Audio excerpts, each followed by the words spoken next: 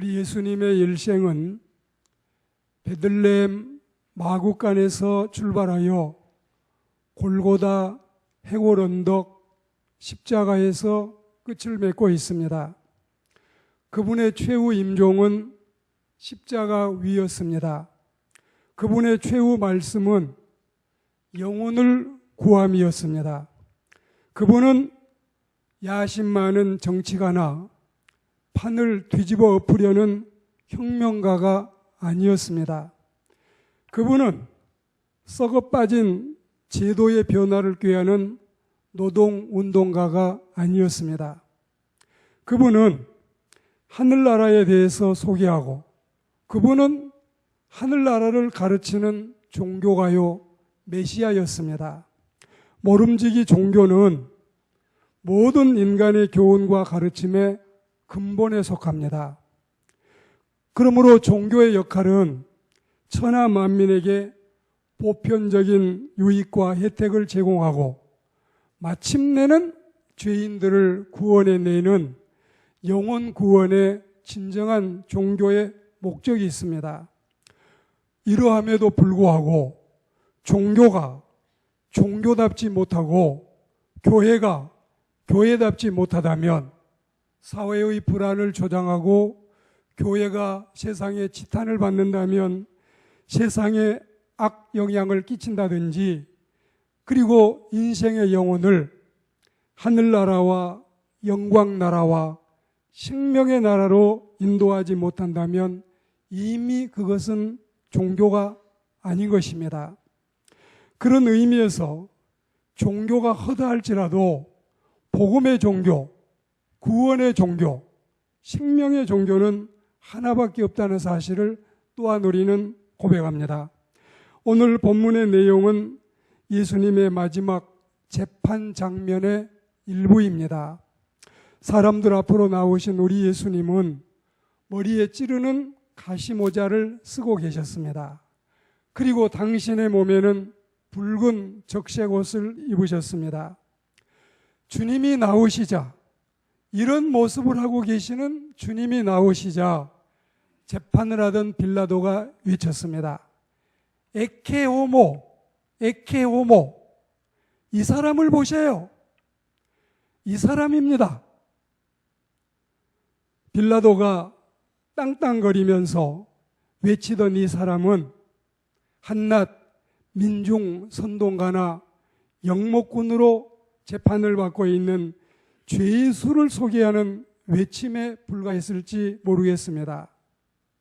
그러나 우리 주님은 그리고 우리가 바라고 믿는 예수 그리스도는 결코 그런 분이 아니었습니다. 세상에는 죄인임에도 불구하고 미화된 사람이 너무 많습니다. 세상에는 의인임에도 불구하고 죄인으로 매도당하고 있는 사람이 또한 많이 있습니다. 우리는 이 세상을 좋아하지 않습니다.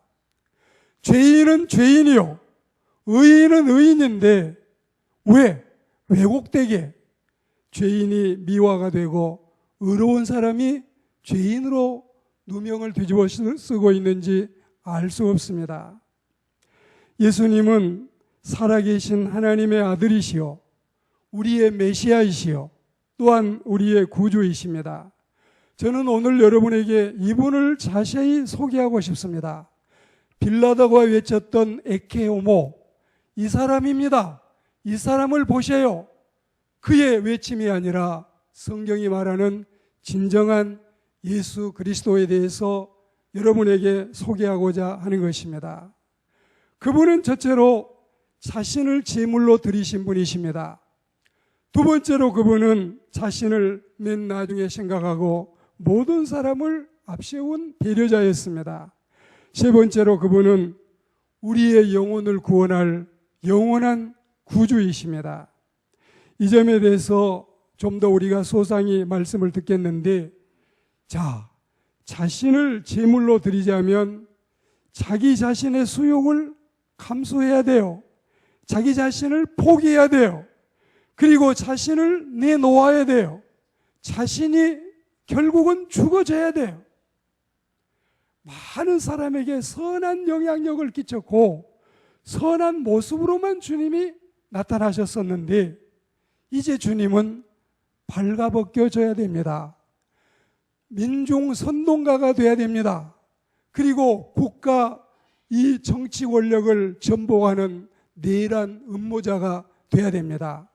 자칭 유대인의 왕이 돼야 됩니다. 그래야 예수님은 죽게 되는 것입니다. 그리고 이런 희생을 감수해야만 주님은 이 땅에 오신 목적을 다 성취할 수 있게 되는 것입니다. 예수님은 당신 자신의 생애와 당신 자신의 성체를 하나님의 뜻을 이루기 위해서 희생적인 삶을 사셨고 재물적인 최후를 앞두고 계십니다. 이제 불과 얼마 후면 완전한 재물이 될 것입니다. 그것이 바로 성스러운 십자가의 죽으심이신 것입니다.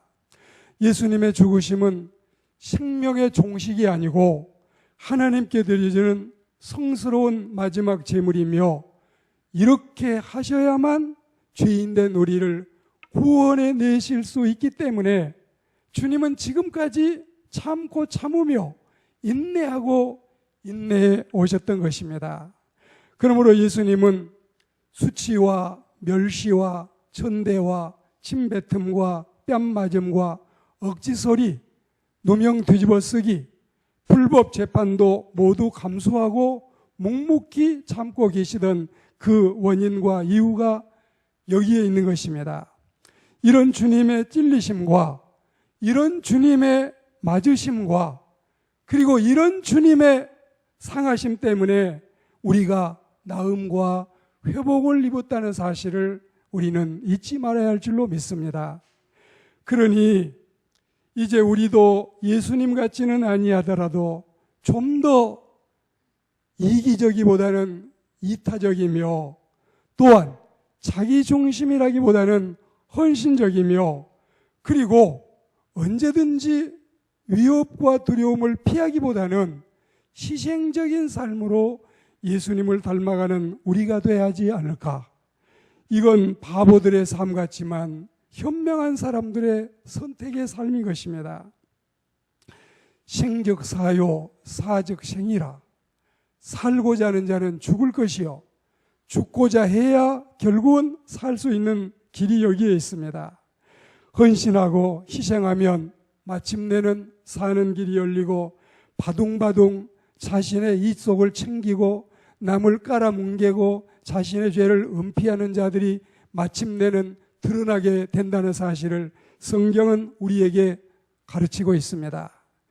그분은 남을 다 살리고 남을 다 챙기고 남을 다 유익하게 하고 그리고 자신은 맨 나중에 당신을 생각하셨습니다. 모든 인생이 자신을 위해 났다가 자신을 위해 살다가 자신의 죄로 인해서 죽어가지만 예수님만은 우리 예수 그리스도만은 우리와 달랐습니다. 자신을 위해 오시지 아니했습니다. 자신을 위해 살지 아니했습니다. 그리고 죄 없는 분이 자신의 죄 때문에 죽지도 아니했습니다. 죄인들을 위해 사셨고 죄인들을 위해 죽으셨고 또한 죄인들을 위해 잠자는 자들의 첫 열매로 부활을 하셨고 이 죄인들을 당신의 피로 씻어서 의롭다고 하시고 하늘나라의 처소를 예비하면 다시 오셔서 우리를 데려가기 위해서 예수님이 재림해 오신다는 사실을 말씀하고 있습니다. 그분은 생애 전체가 남을 위한 삶으로 일관하셨고 심지어는 십자가 위에서 원수를 먼저 생각하고 십자가 위에서도 죄인들을 먼저 생각하고 그리고 다른 사람들을 먼저 생각하고 당신은 말죄로 말석으로 나중으로 당신 자신을 취급하셨던 것입니다. 예수님을 본받은 다놀고 교사들이 세월호 참사 때에 이러하지 아니했을까? 예수님을 본받은 강제구 대의가 병사들을 살려내기 위해서 이러하지 아니했을까? 예수님의 정신을 가지고 있던 안수연 의사가 이런 희생의 정신으로 살지 아니했을까? 그렇습니다. 살신 성인, 자신의 몸을 으깨어 제물로 바쳐 죽어서 의를 이루는, 인을 이루는, 이게 바로 살신 성인이요 예수님의 모습이었습니다. 이게 바로 단월고등학교 교사들의 모습이요, 강제구 대위의 모습이요, 또한 안수연 의사의 모습이었던 것입니다. 우리가 그리스도를 따르는 제자라면, 그리스도의 신자라면 우리가 이런 삶을 정말 주님처럼은 아니라도 우리가 어느 정도라도 살아가야 되지 않을까? 이 마음을 오늘 우리가 아로새기는 은혜로운 귀한 시간이 되기를 주의 이름으로 권면합니다. 이것이 바로 우리 구주 예수 그리스도가 사셨던 모습이고, 이것이 또한 그리스도의 제자된 우리가 할 도리라는 사실을 거듭 말씀을 드리고 있습니다. 이제 우리가 좀 더 타인을 배려하는 삶을 추구해야 되겠습니다. 우리가 첫째는 하나님을 섬기고, 둘째는 이웃을 생각하고, 세 번째는 말재로 자신을 챙기는 이런 삶을 주님은 수없이 우리에게 가르치고 계십니다. 우리가 이렇게 산다면 혹시 지금은 억울하다는 생각이 들지 모르지만 주님이 다 알고 계시고, 주님이 다 보고 계시고, 주님이 다 우리의 희생과 섬김을 갚아주실 줄 믿습니다. 에케호모, 에케호모, 이 사람입니다. 이 사람을 보세요. 빌라도는 죄수를 소개하는 이 링 위에서 정말 그라운드 거리 라운드를 소개하는 것처럼, 그리고 아나운서가 양 선수를 소개하는 것처럼 이 모습이 아니라 우리는 이 시간에 진정으로 예수 그리스도를 소개받는, 그리고 주님을 3인칭의 주님이 아닌 제3자가 아닌 남이 전해준 그분이 아닌, 그리고 세대 4대 성인에 들어있는 한 사람의 예수가 아닌 공자와 석가와 소크라테스와 예수가 같이 성인으로 소개되는 이 모습이 아닌 진정한 메시아의 모습, 진정한 그리스도, 그분과 나와의 1대1의 인격적인 만남이 이루어지는 이 시간이 되기를 주의 이름으로 축복합니다. 이게 필요한 겁니다. 이게 필요한 거예요. 주님은 4대 성인이 아니며, 주님은 위인이 아니며, 주님은 어떤 반열의 인간들과 같이 세워질 분이 아니라 오직 한 분, 다른 이는 예수 외에 없습니다. 이분만이 우리의 진정한 메시아요, 이분만이 우리의 구주이심을 믿습니다. 에케호모, 빌라도가 외쳤던 에케호모는 죄인을 가르칠지 몰라도 우리가 믿는 예수님은 참된 창조주이시며 메시아임을 믿습니다. 물론 예수님은 제자들 앞에서 자주 당신을 인자라는 말로 표현하시고 사람의 아들이라고 당신 자신을 낮추어서 인성으로 칭한 대목이 있습니다. 구약에 보시면 인자가 나오는데 이 인자는 어질인자 사랑 자자예요. 구약의 인자는 사랑이라는 뜻입니다. 신약의 인자는 사람 인자 아들 자자예요. 구약의 인자와 신약의 인자를 구별해야 됩니다. 사람의 아들, 당신은 100% 신성을 가지신 분이시고 사람의 100%를 가지고 계신 분이시지만 주님은 자주 당신을 말씀하실 때 인자라는 표현을 쓰셨습니다. 주님이 당신을 인자라고 표현하시면 할 수 있는 일이지만 빌라도가 예수님을 인자라고 표현한 것은 걸맞지 않습니다. 타당하지 않습니다. 예수님은 인자라고 하는 표현이 당신이 낮추어서 부를 수 있는 그런 호칭이지 빌라도에게 이 호칭을 쓰라고 할 수 없는 것입니다.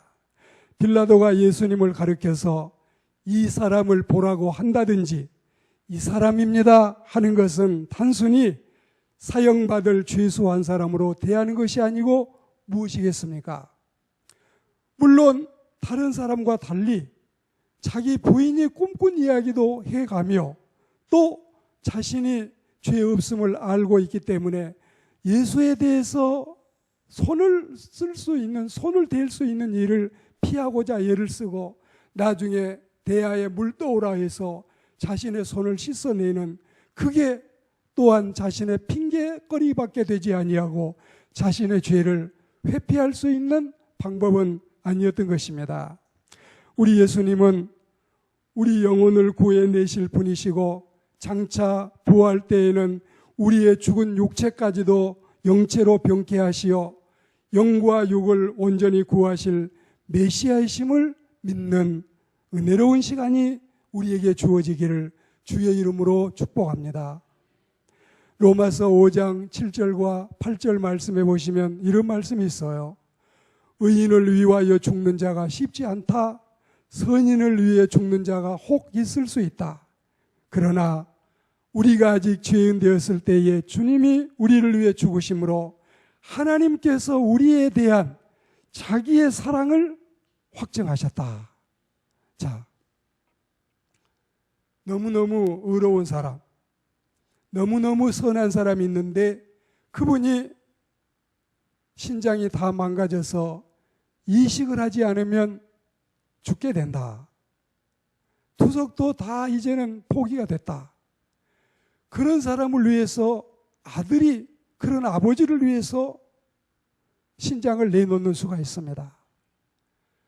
제가 잘 가는 방화동 올레라고 하는 식당에 그 아들이 공무원하고 있는 아버지를 위해서 신장을 내줌으로 이 거룩한 모습이 많은 사람에게 귀감이 돼서 서울 시민 대상 부분을 차지한 자랑스러운 아들을 저는 늘 가면 자주 만날 수 있습니다. 이런 일은 있을 수 있어요. 나를 낳아주신 어머니를 위해서 딸이 자기의 장기를 줄 수 있어요. 그러나 사람을 지금 3명을 죽이고 사형수가 돼서 감옥소에서 사형 집행날을 기다리고 있는 죄수가 있는데 이 사람이 지금 심하게 몸이 망가져서 이식을 하지 않으면 살 수 없다. 이 사람이 지금 죽게 됐다. 경상도 사람, 전라도 사람, 충청도 사람, 강원도 사람, 서울 사람 어느 누가 나서서 제가 하겠습니다. 저 사람을 위해 제가 제 신장을 내놓겠습니다. 저 사람을 위해 제가 혈소판을 뽑겠습니다. 이럴 사람이 있을까요? 있을까요? 그런데 우리 주님은 우리가 죄인 되었을 때에, 우리가 죄인일 때, 악평을 받고 있을 때, 우리가 악인이었을 때에, 우리가 범인이었을 때에 우리를 위해서 당신의 그 거룩한 몸을 내주심으로 죄인에 대한 당신의 사랑을 우리에게 보여주셨습니다. 감사하지 않습니까? 이 엄청난 사랑 앞에, 이 엄청난 은총 앞에 죄질 때가 언제 있어요? 우리가 투정 부릴 때가 어디에 있어요? 억지소리 할 때가 언제 있어요? 선하게 살아야지, 의롭게 살아야지, 착하게 살아야지, 역사를 왜곡하지 말아야지, 사실을 호도하지 말아야지. 우리는 죄인된 내 모습을 주님 앞에 소반에 담아 내놓고 복창하고, 하나님 잘못했습니다. 주님이 나를 위해 죽으셨는데 히브리서 6장의 말씀처럼 나는 자꾸 죄를 범함으로 또다시 주님을 재차 십자가에 못 박게 하는 이 어리석은 죄인이 됐습니다. 이런 우리의 고백이 하나님께 드려지고 나서는 다시는 죄의 길로 빠져들지 않는 저와 여러분들이 다 되기를 주의 이름으로 축복합니다. 오늘 이 로마서 5장 7절과 8절 말씀은 얼마나 감격스러운 상황이며 가장 사실 그대로 적나라하게 표현한 대목이고 가장 잘 묘사한 성경의 진리입니다. 예수 그리스도의 구원의 사랑을 알리는 극치라고 볼 수 있습니다. 우리는 정말 의인도 아니요 선인도 아니요 가치 없는 한낱 죄인일 뿐인데 이런 엄청난 과분한 사랑을 받고 하나님의 자녀가 되었습니다. 이제 오늘 말씀을 맺겠습니다. 이분 예수 그리스도를 여러분에게 소개했습니다. 이분은 자신을 제물로 드리신 그리스도이십니다. 그리고 이분은 항상 죄인 먼저, 그리고 악인들 먼저, 원수 먼저 생각하고 당신을 맨 나중에 생각하신 분이십니다. 이분은 우리의 영과 육을 구원해 내실 진정한 구주이십니다.